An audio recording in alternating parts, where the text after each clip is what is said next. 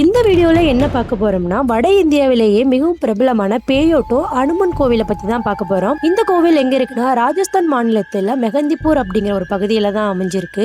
இந்த கோவிலுக்கு சென்ற உடனே அவங்களோட பிரச்சனை எல்லாம் எப்படி தீருது அப்படிங்கறத இப்ப வரைக்குமே யாராலையும் கண்டுபிடிக்க முடியல.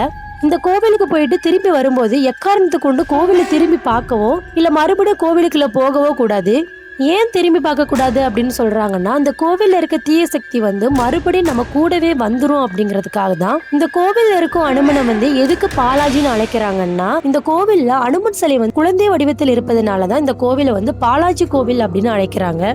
மத்த கோவில்ல நடக்கிற மாதிரிதான் இந்த கோவில்லையுமே பூஜைகள்லாம் நடக்கும். மன தைரியம் உள்ளவர்கள் மட்டும்தான் இந்த கோவிலுக்கு செல்ல முடியும். சாதாரண தரிசனத்திற்கு போறவர்களா இருந்தா எத்தனை தடவை வேணாலுமே இந்த கோவிலுக்கு போகலாம். இதுவே பேயோட்டுவதற்காகவோ இல்ல பில்லி சூடி அகற்றுவதற்காகவோ போறவங்களா இருந்தா ஒரு தடவை தான் போகணும். அதுவே குணம் அடைஞ்சிட்டா மறுபடியும் இந்த கோவிலுக்கு போக கூடாது. இந்த கோவில்ல நடக்கிற சில விஷயங்கள் நம்ப முடியாமலும் இது எதுக்கு அப்படிங்கிற காரணம் புரியாமலுமே இங்க இருக்குது. இந்த கோவில்ல பாக்குற விஷயங்கள் நம்மளையே மெருள வைக்கிற மாதிரி இருக்கிறதுனால மன தைரியம் இருந்தா மட்டும்தான் இந்த கோவிலுக்கு போக முடியும் அப்படின்னு சொல்றாங்க.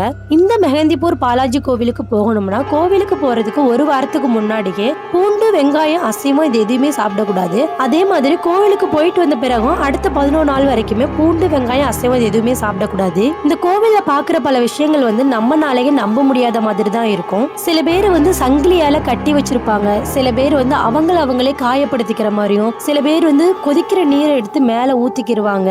இந்த மாதிரி நிகழ்வுகளை அங்க யாருமே கேமராவால படம் எடுக்க கூடாது. அங்க நடக்கிற நிகழ்வுகளை பார்த்து யாரையுமே கேலி கிண்டலுமே செய்யக்கூடாது. கோவில்ல தர பிரசாதம் எதையுமே வீட்டுக்கு எடுத்துட்டு போக கூடாது. கோவில்ல இருக்கும் போதும் கோவிலை விட்டு வெளியே செல்லும் போதும் பலவிதமான வினோதமான சத்தங்கள்லாம் கேட்டுட்டே இருக்கும். அதை கேட்டு நம்ம பயப்படவோ இல்ல திரும்பி பார்க்கவோ கூடாது. கோவிலை விட்டு வெளியே வந்த உடனே ஏன் திரும்பி பார்க்காம போகணும் அப்படின்னு சொல்றாங்கன்னா, கோவில்ல இருக்கும் சில அமானுஷ்யமான சக்திகள் வீடு வரைக்கும் நம்ம கூடவே வந்துரும் அப்படிங்கிறதுக்காக தான். இந்த கோவிலுக்கு அருகிலேயே சீதாராமர் கோவிலும் அஞ்சனை மாதா கோவிலும் இருக்கு.